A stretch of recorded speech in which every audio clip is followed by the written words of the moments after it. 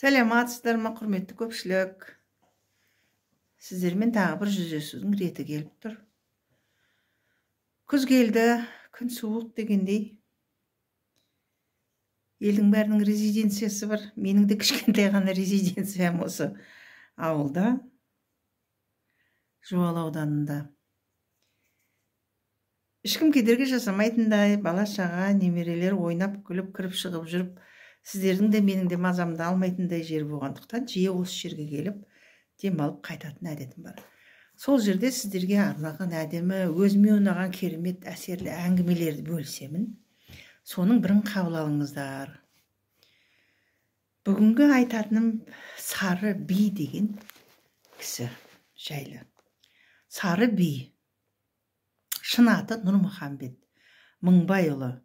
1812-1901 жылдар аралығында Өзбекстанның Фариш ауданы, қазіргі Фариш совхозының нөмір 5 фермасы орналасқан Атақорған ауылында туып, сонда дүниеден өткен екен. Қазақ шежірелерінде Сары бидің шыққан тегі туралы қысқаша былай дейді. Орта жүздің Қоңырат тайпасынан, көктің ұлы көтенші, одан Ботан, Оразгелді, Тиекті, Андағұл, Көкі, одан Нұрмұхамбеттің әкесі Мыңбай боп таралады екен. Мыңбай ауқатты, дастарханды, кең пейілді, елге сыйлы, қадірлі кісі болған екен. Мыңбайдың Асан, Үсен, Нұрмұхамбет, Нармахамбет деген 4 баласы болған екен. Бәрі де шетінен еңбекқор, шаруа, әрі батыр, палуан боп ер жеткен екен. 13 жасынан ел билігіне, дау-дамайға араласып, Сары би аталып кеткен Нұрмұхамбеттен басқасы жігіт бозбала кезінен қайтыс болып кеткен екен. Бүгінде олардан ұрпақ жоқ. Ал Нұрмұхамбет болса 90-ға келіп ұзақ ғұмыр сүрген, өсіп өнген, атақты, әруақты ата болған екен. Сары биден тараған үрім бұтақтардың көпшілігі бүгінде Өзбекстанның Атақорған ауылында, Хорезм облысында, Қазақстанның Жетісай төңірегінде және Қарақалпақстанның қала қыстақтарында өмір сүріп еңбек етеді деген қысқаша мағлұматтарды сіздермен бөліскім келді. Себебі ұрпақтары айта жүрсін, біле жүрсін. Біреу білсе, біреу білмейді. 50 жылда ел жаңа деген 1900 жылдардан бері міне 2000 ғасырдың 24 жылы да бітетін түрі бар. Сол Сары би шешеннің 1-2 әңгімесін бөлісейін. Сары би Атақорғаннан 7 шақырым жердегі Темірқазық жағында Сарыжалдағы құдық басында қоныстанып отырған кезі. Осында іздеп келіп бір топ қария сауал беріпті деседі.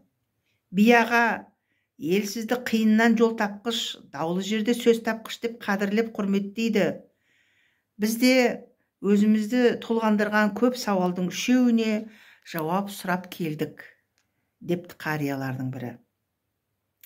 Үшеуіне де жауап берсеңіз, данышпанның данышпаны деп елге даңқыңызды жаятын біз боламыз, депті екіншісі. Сонда Сары би, сөздеріңе құлдық, қариялар, сынай келдік десеңіздерші. Сындарыңызға жарасам, сауалдарыңызды қоя беріңіздер деп күліпті. Дәсеуілдегі сауал, адам неден қорықпауға тиіс деп сұрапты бірінші қария. Адам неден қорықпауға тиіс.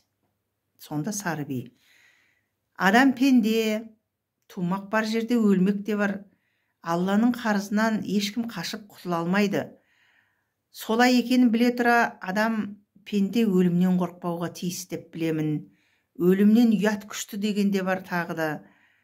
Өлімнің өзінен гөрі одан келмей жатып қорыққан ұят саналмақ, деп жауап беріпті. Бәлі, депті қариялар, жаңа жауған қардан таза дүниеде не бар, білсеңіз соны айтыңызшы, депті. Бұл енді екінші сұрағы болған болу керек.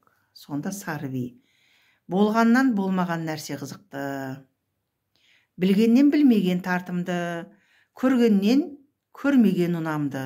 Сондықтан жаңа жауған қардан таза нәрсе бар, ол әлі жаумаған қар деген екен. Рас, жөн сөз, депті қарттар. Топырақтан жаралған қам сүт емген пендеміз, сөйте тұра кейде Құдайымызды ұмытып кетіп жатамыз. Аллаға теңдік бермейміз. Адам баласы үшін Құдайдың теңелер тұсы бар ма? 2 сұрақтан мүдірмедіңіз.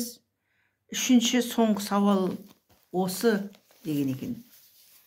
Сонда сары би, дүниеге шыр етіп келген баланың ана өзін туғанмен мінезін тумайды екен жақсылар. Сондықтан қанша адам болса сонша мінез бар десек қателеспейміз. Құдайына құлшылық еткендер де, Құдайын ұмытқандар да өз арамызда жүр. Адамды сынағанда сөзіне, ісіне қарап сынайды. Сөйлеген сөзіне, істеген ісіне қарап бағалайды. Кейбіреуінің сөзі көп, ісі жоқ. Біткеннен бітіремін деген уәдесі көп. Пендені Аллаға теңеу көпірлік. Пенденің басы Алланың добы деген, соларды таразылай келе, өз жұмысын үндемей бітіретін, ниеті таза пенде, Құдайдың сүйікті құлы деуге аузым барады депті. Сары бидің жауабына тәнті болған, соңғы сауалды жөнсіздеу қойған кісілер қонақ болып, тағы да бір таң сұхбаттасып, риза болып тарасқан екен дейді. Ой салатындай, айта жүретіндей әңгіме екен, қабыл алыңыздар. Сау саламатты болайық.